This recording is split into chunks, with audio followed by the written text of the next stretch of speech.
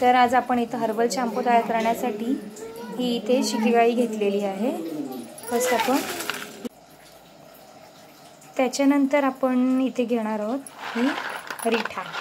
रिठा हा फेस येण्यासाठी असतो, हे आहे रिठा। तर आता इथे आपण घेतलेला आहे हा आवळा। तर आता इथे आपण घेतलेली आहे ही शिकेकाई, ही घेतलेला आहे रिठा आणि हा घेतलेला आहे आपण आवळा। हे 3 इंग्रेडिएंट आपण इथे घेतलेले आहेत। अजून याच्यामध्ये आपण मेथीचे सीड्स ऍड करणार आहोत। तर आपण इथे घेतलेली आहे ही शिकेकाई, रिठा आणि आवळा, हा आहे आवळा आणि हे आहे आपली मेथी। आता हे सर्व आपण एक रात्रभर भिजवत ठेवायचं। तर आता आपण ह्याच्यामध्ये टाकणार आहोत ही शिकेकाई, रिठा, हे सर्व टाकायचं, मेथी आणि हा आवळा, हे सगळं टाकून आपण याच्यामध्ये पाणी घालून रात्रभर ठेवू। आता हे आहे आपण हे रिठा, शिकेकाई, आवळा आणि हे मेथीचे सीड्स, मेथीच्या बिया, हे आपण आता हे एक रात्रभर पूर्ण भिजवून ठेवलेलं। त्याच्यानंतर आपण हे सकाळी उठल्यानंतर बघायचं ह्याला वरती फेस आलाय म्हणजे आपण ते रिठामध्ये जी बी असते ब्लॅक कलरची बी असते ती काढून टाकलेली आहे, बी असते ती काढून टाकली आणि त्याच्यानंतर हे ह्याच्यामध्ये टाकलंय, रिठा आहे ती याच्यामध्ये आपण टाकून ठेवले म्हणून त्याला असा वरती हा फेस आला। त्याच्यानंतर आपण काय करायचं, हे जे आहे सगळं,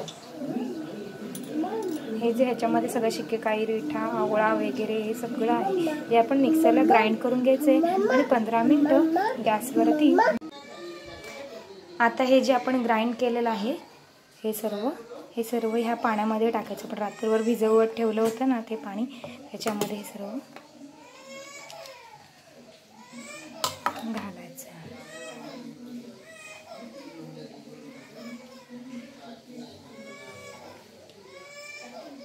हे सगळं असं घातलं आणि हे 10 ते 15 मिनिटं गॅसवरती शिजवून घ्यायचं आहे आणि नंतर काढून घ्यायचं। हे अशा पद्धतीने टोपामध्ये उकळून घ्यायचं। आता मी भरपूर घेतलेलं त्याच्यामुळे मी असा असा मोठा टोप ठेवलेला आहे आणि त्याच्यावरती नंतर फेस येत जातो। मग काय करायचं, तो वरचा फेस आहे तसा मी हा इथे ह्याच्यामध्ये काढून घेतला साईडला, हा काही टाकून नाही द्यायचा। नंतर आपल्या ग्लासच्या बॉटलमध्ये भरताना आपण त्याच्यामध्ये ॲड करायचं। आता ही आपली अशी उकळी आलेली आहे। हे कसं गरम करायचं 15-20 मिनटं, म्हणजे कसं, जर एक ग्लास ठेवला असेल, 1-2 लिटर पाणी असेल तर 1 लिटर होईपर्यंत ह्याला आटवायचं आणि त्याच्यानंतर ते गाळून एका काचेच्या कंटेनरमध्ये पॅक करून ठेवायचे। हा आपला झाला रेडी शॅम्पू। या थंड झाल्यानंतर, हे सर्व थंड झाल्यानंतर आपण एका चाळणीमध्ये काढून घ्यायचं आणि गाळून घ्यायचं। हे अशा प्रकारे खाली पडलं पाहिजे आणि ह्याचा चोथा आपण हा असा साईडला ठेवलेला आहे, हा असा चोथा साईडला ठेवायचा। आता हे आपण गाळून घ्यायचं, कसं दिसतंय बघ।